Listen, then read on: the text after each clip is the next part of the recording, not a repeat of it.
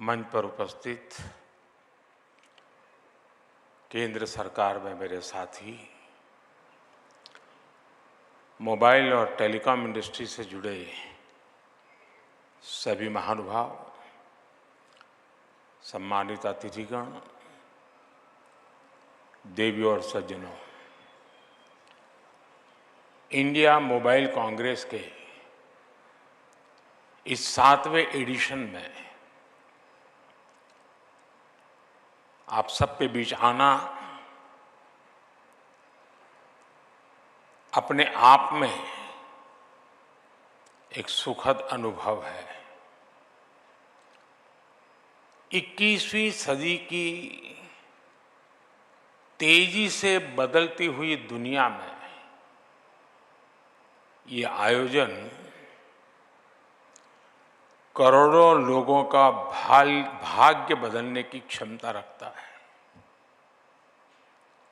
एक समय था जब हम फ्यूचर की बात करते थे तो उसका अर्थ अगला दशक या 20-30 साल बाद का समय या फिर अगली शताब्दी होता था। लेकिन आज हर दिन टेक्नोलॉजी में तेजी से होते परिवर्तन के कारण हम कहते हैं the future is here and now.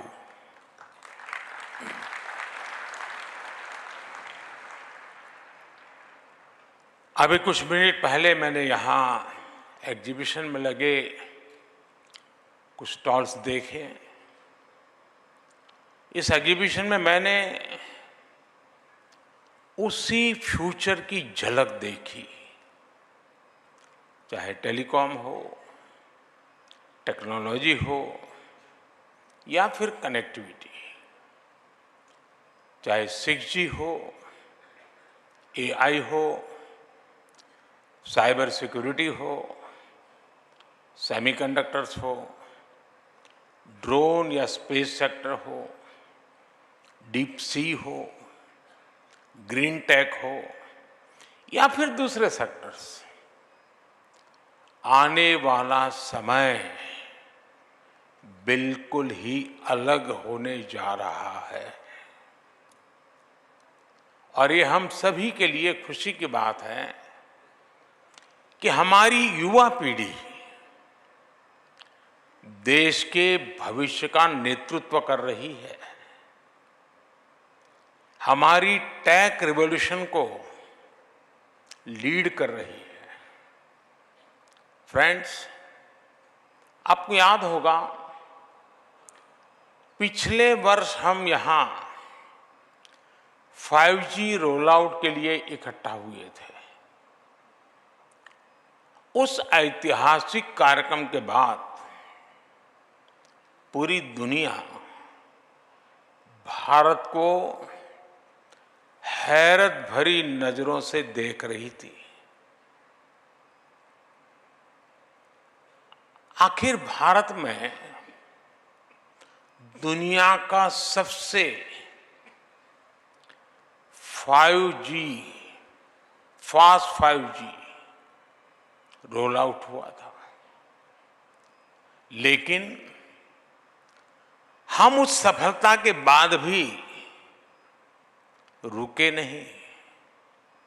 हमने 5G को भारत के हर नागरिक तक पहुंचाने का काम शुरू किया। यानी हम रोल आउट स्टेज से रीच आउट स्टेज तक पहुंचे।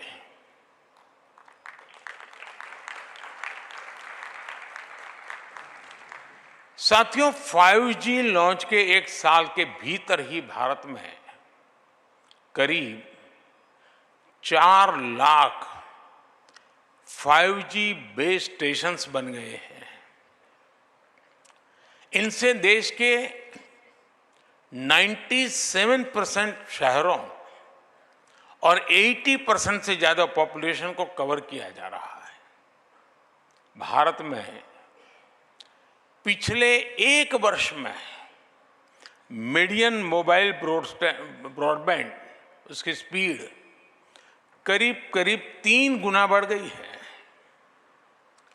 मोबाइल ब्रॉडबैंड स्पीड के मामले में भारत एक समय था 118 से हम वहां पर अटके पड़े थे, आज 43rd पोजीशन पर पहुंच गए हैं।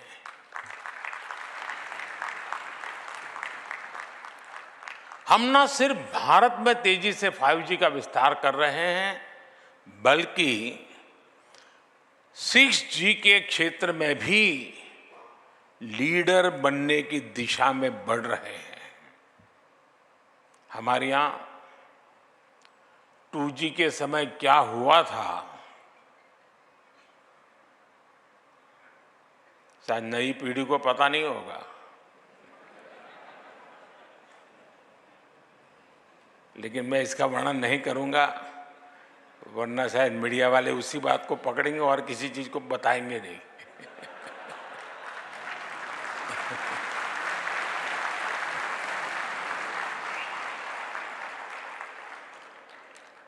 लेकिन ये जरूर कहूंगा कि हमारे कालखंड में 4G का विस्तार हुआ, लेकिन एक दाग भी नहीं लगा है।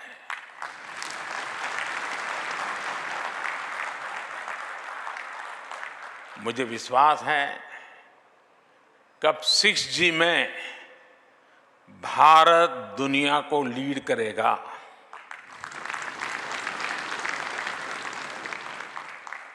और साथियों, इंटरनेट कनेक्टिविटी और स्पीड में सुधार सिर्फ रैंकिंग और नंबर से ही नहीं होते। इंटरनेट कनेक्टिविटी और स्पीड में सुधार ईज ऑफ लिविंग को भी बढ़ा देते हैं। जब इंटरनेट स्पीड बढ़ती है तो स्टूडेंट को अपने टीचर से ऑनलाइन कनेक्ट होने में और आसानी हो जाती है। जब इंटरनेट स्पीड बढ़ती है तो अपने डॉक्टर से टेलीमेडिसिन के लिए कनेक्ट करते वक्त मरीज को सीमलेस एक्सपीरियंस होता है। जब इंटरनेट स्पीड बढ़ती है तो टूरिस्ट को किसी लोकेशन तलाशने के लिए मैप्स का इस्तेमाल करने की परेशानी नहीं आती। जब इंटरनेट स्पीड बढ़ती है तो किसान और आसानी से खेती की नई तकनीक को सीख पाता है, समझ पाता है। कनेक्टिविटी की स्पीड और अवेलेबिलिटी सोशल और इकोनॉमिक दोनों ही रूप से बड़ा परिवर्तन करते हैं। साथियों, हम हर क्षेत्र में पावर ऑफ डेमोक्रेटाइजेशन पर विश्वास करते हैं। भारत में विकास का लाभ हर वर्ग, हर क्षेत्र तक पहुंचे। भारत में संसाधनों का सभी को लाभ मिले, सभी को सम्मानजनक जीवन मिले और सभी तक टेक्नोलॉजी का फायदा पहुंचे, इस दिशा में हम तेजी से काम कर रहे हैं। और मेरे लिए यही सबसे बड़ा सामाजिक न्याय है। नागरिकों के लिए access to capital, access to resources and access to technology हमारी सरकार की प्राथमिकता है। चाहे वो मुद्रा योजना के तहत कोलेटरल फ्री लोन्स की बात हो, या स्वच्छ भारत के टॉयलेट्स की, या जेम ट्रिनिटी से होने वाले डायरेक्ट बेनिफिट ट्रांसफर की, इन सभी में एक बात कॉमन है। ये देश के सामान्य नागरिक को वो अधिकार दिला रहे हैं जो उसे पहले मिलने मुश्किल थे। और निश्चित तौर पर इसमें टेलीकॉम टेक्नोलॉजी ने बड़ी भूमिका निभाई है।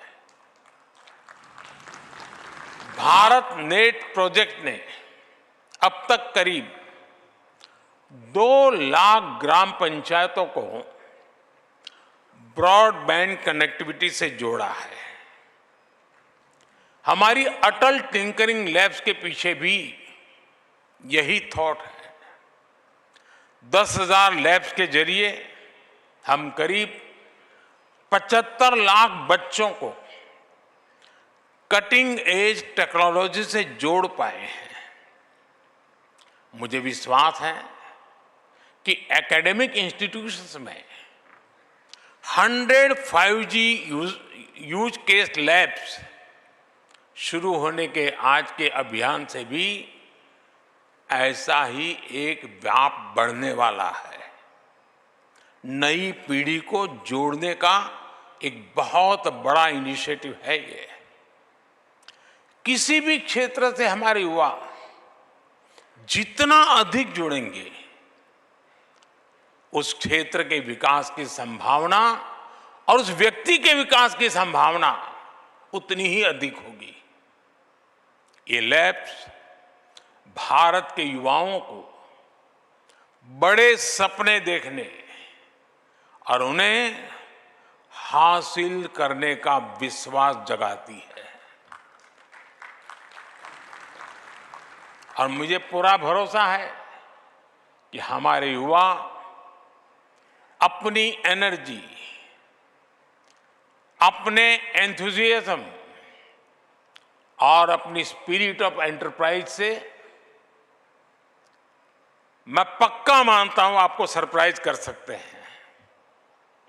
कई बार वो किसी पर्टिकुलर टेक्नोलॉजी से ऐसे ऐसे काम करेंगे जिनके बारे में उस टेक्नोलॉजी को बनाने वालों ने भी नहीं सोचा होगा। इसलिए मैं अभी कुछ दिन पहले एक वीडियो देख रहा था। हमारे देश के लोगों की सोच कैसी है,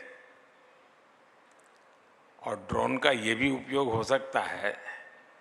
हनुमान जी को इस रामायण के जो मंचन हो रहा था ना, तो हनुमान जी को जड़ी बूटी लेने के लिए जाना था, तो उन्होंने ड्रोन पर हनुमान जी को भेजा।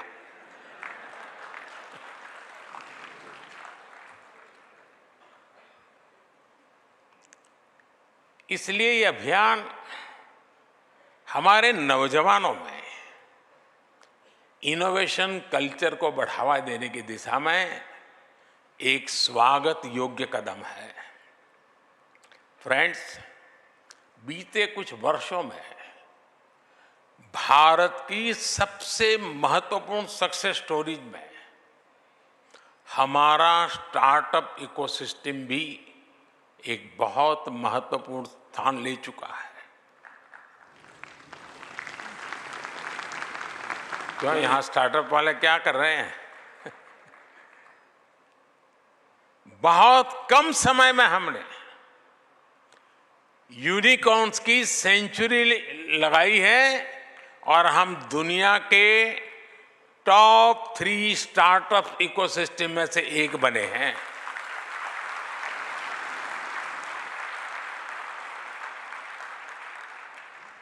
दो 2014 में हमारे पास, मैं 2014 क्यों कह रहा हूं पता है ना? वो तारीख नहीं है, एक बदलाव है।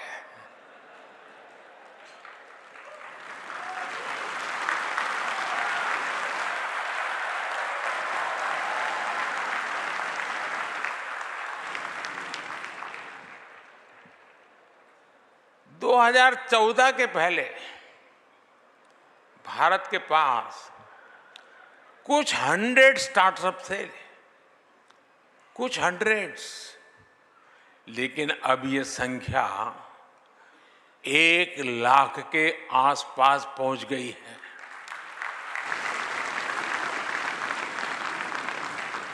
ये भी बेहद अच्छा है कि स्टार्टअप्स को मेंटर और एनकरेज करने के लिए इंडिया मोबाइल कांग्रेस ने एस्पायर प्रोग्राम की शुरुआत की है। मुझे विश्वास है कि आपका ये कदम भारत के युवाओं की बहुत मदद करेगा।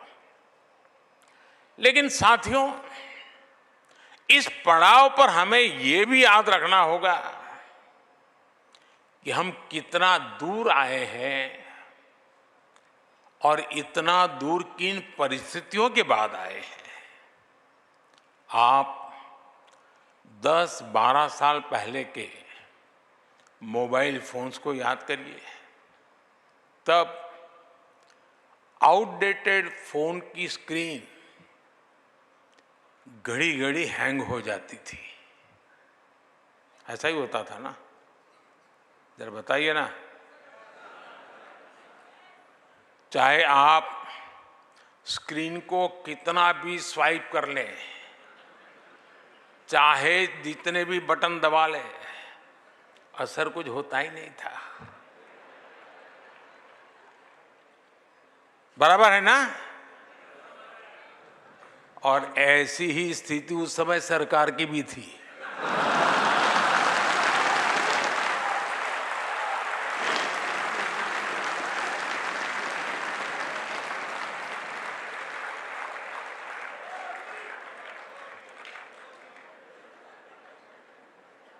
उस समय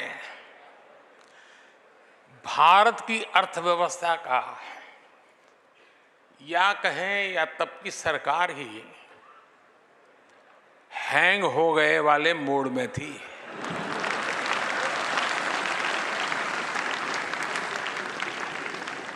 और हालत तो इतना बिगड़ चुका था, रीस्टार्ट करने से कोई फायदा नहीं था।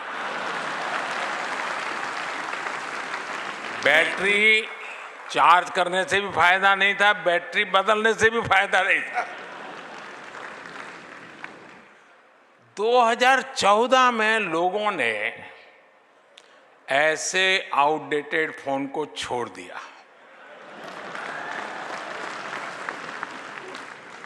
और अब हमें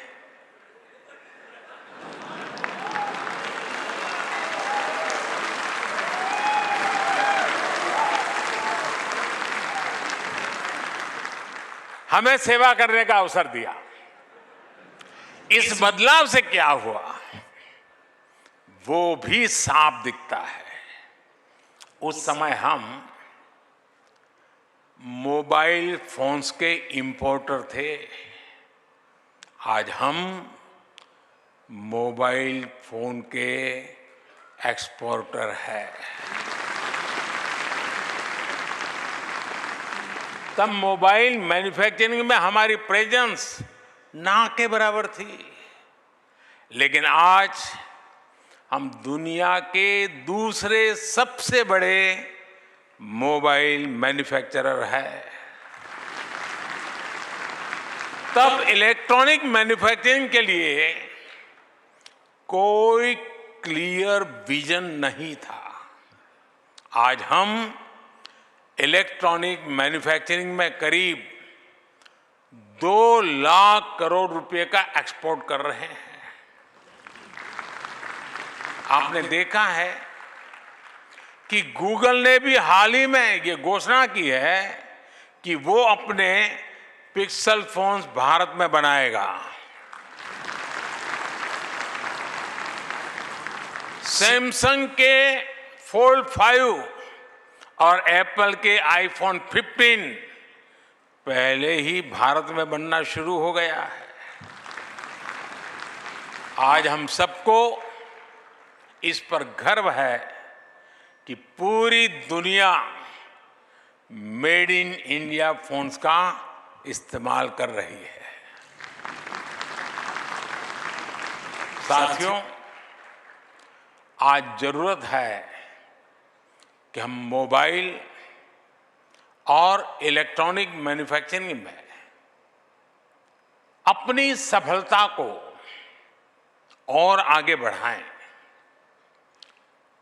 टेक इकोसिस्टम में हार्डवेयर और सॉफ्टवेयर दोनों की सफलता के लिए जरूरी है कि हम भारत में स्ट्रॉन्ग सेमीकंडक्टर मैन्युफैक्चरिंग सेक्टर का निर्माण करें। सेमीकंडक्टर्स के डेवलपमेंट के लिए सरकार ने पहले ही करीब 80,000 करोड़ रुपीस की पीएलआई स्कीम चलाई है। आज विश्व भर की सेमीकंडक्टर कंपनियां भारतीय कंपनियों के साथ मिलकर सेमीकंडक्टर असेंबली और टेस्टिंग फैसिलिटीज में इन्वेस्ट करना शुरू कर दिया है।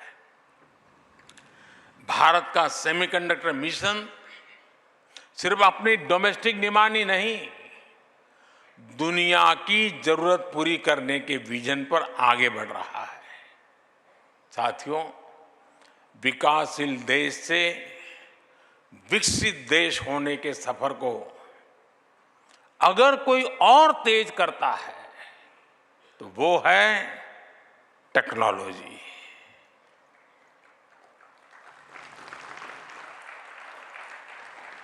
हम देश के विकास के लिए जितना ज्यादा टेक्नोलॉजी का इस्तेमाल करेंगे, उतना ही विकसित होने की दिशा में आगे बढ़ेंगे। डिजिटल टेक्नोलॉजी में हम ऐसा होता हुआ देख रहे हैं जहां भारत किसी भी विकसित देश से पीछे नहीं है।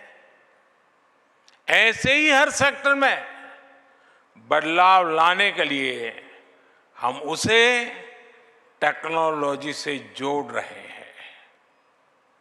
हम सेक्टर्स के हिसाब से अलग अलग प्लेटफॉर्म्स बना रहे हैं।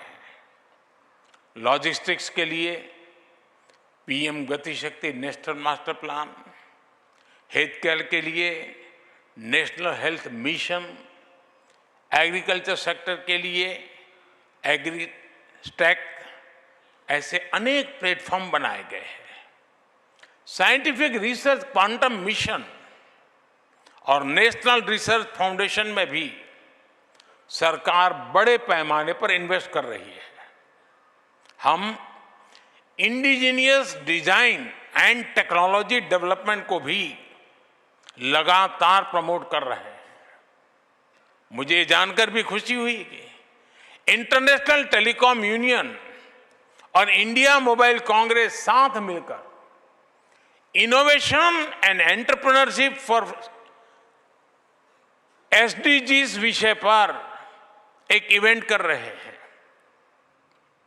साथियों, इन सारे प्रयासों के बीच एक बहुत ही इंपॉर्टेंट एस्पेक्ट है जिसकी तरफ मैं आपका ध्यान ले जाना चाहता हूं। ये एस्पेक्ट है साइबर सिक्योरिटी और सिक्योरिटी ऑफ नेटवर्क इंफ्रास्ट्रक्चर का। आप सभी ये जानते हैं कि साइबर सिक्योरिटी कॉम्प्लेक्सिटी का क्या है और इसके क्या दुष्परिणाम हो सकते हैं। G20 समिट में भी इसी भारत मंडपम में साइबर सिक्योरिटी के ग्लोबल थ्रेट्स पर गंभीर चर्चा हुई। साइबर सिक्योरिटी के लिए पूरी मैन्युफैक्चरिंग वैल्यू चेन में आत्मनिर्भरता बहुत जरूरी है, चाहे हार्डवेयर हो, सॉफ्टवेयर हो या कनेक्टिविटी। जब हमारी वैल्यू चेन का सब कुछ हमारे नेशनल डोमेन में होगा तो हमें इसे सिक्योर रखने में भी आसानी होगी। इसलिए आज इस मोबाइल कांग्रेस में ये चर्चा भी आवश्यक है कि हम ट्रबल मेकर से दुनिया की डेमोक्रेटिक सोसाइटी को कैसे सुरक्षित बनाएं। साथियों, लंबे वक्त तक भारत ने टेक्नोलॉजी की कई बसेस मिस कर दी है। इसके बाद वो समय भी आया जब हमने ऑलरेडी डेवलप्ड टेक्नोलॉजी में अपना टैलेंट दिखाया। हमें हमारी आईटी सर्विस इंडस्ट्री के उसने भी उसको अभी बढ़ाने के लिए भरपूर जो प्रयास हुआ है। लेकिन अब 21वीं सदी का ये कालखंड भारत की थॉट लीडरशिप का समय है। और मैं यहां बैठे हुए सबको और ये जो 100 लैब्स के उद्घाटन में बैठे हुए नौजवानों को कह रहा हूं, और विश्वास कीजिए दोस्तों, जब मैं कोई बात कहता हूं तो गारंटी से कम नहीं होती है।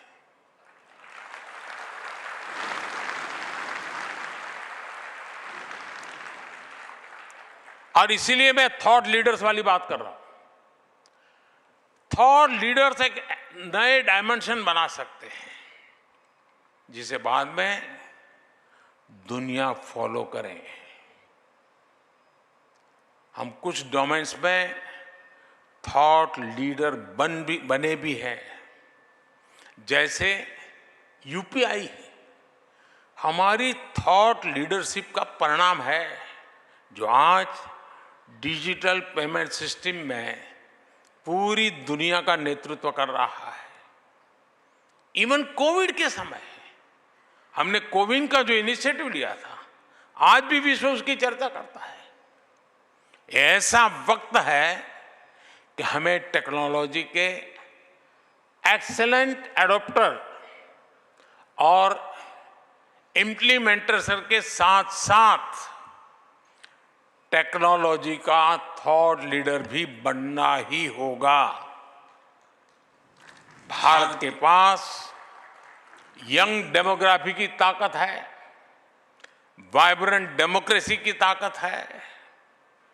मैं इंडिया मोबाइल कांग्रेस के लोगों, खासकर इसके युवा सदस्यों को आमंत्रित करता हूं कि वह इस दिशा में आए, आगे बढ़े। मैं आपके साथ हूं।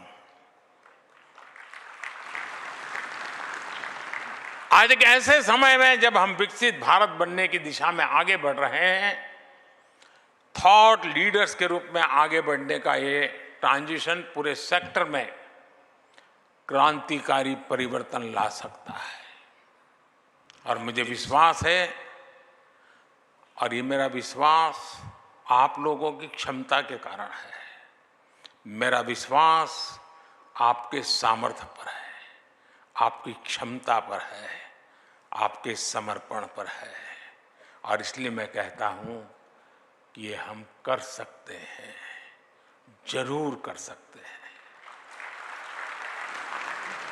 फिर एक बार आपको बहुत बहुत शुभकामनाएं।